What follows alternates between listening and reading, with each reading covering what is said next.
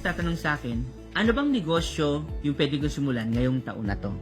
Para sa akin, ang isa sa pinakamagandang negosyo na pwede mong simulan ngayong taon na to is mag-online travel and tours business ka. Bakit?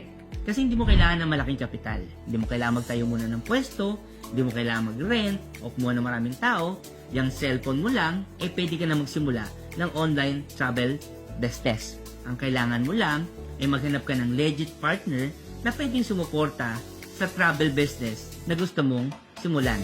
Ang kagandahan nito, malaki ang earning potential na pwede mong kitain.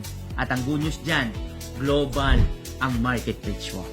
Hello guys! Nandito nga pala tayo ngayon sa Global Pinoy Travel, no?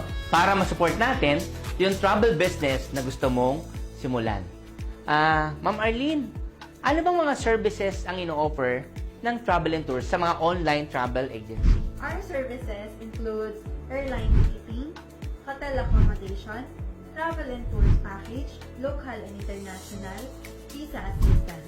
Not only that, nag-offer pa sila ng mga add-on services para lalo nilang ma-fuel ang kanilang mga sub-agents to operate a travel business.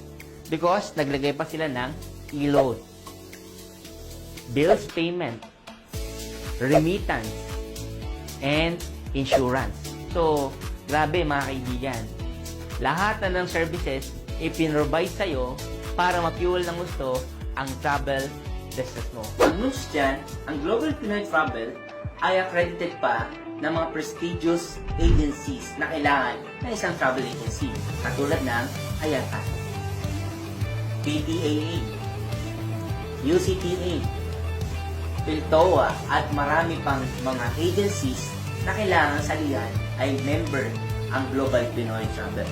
Not only that, dahil ang Global Pinoy Travel ay 12 years nang nag-ooperate sa industry, ang dami na niyang awards na natatanggap, especially sa mga airlines dito sa Pilipinas, katulad na lang ng Cebu Pacific.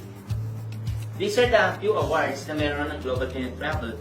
So, unang award nila ay noon pa 2018.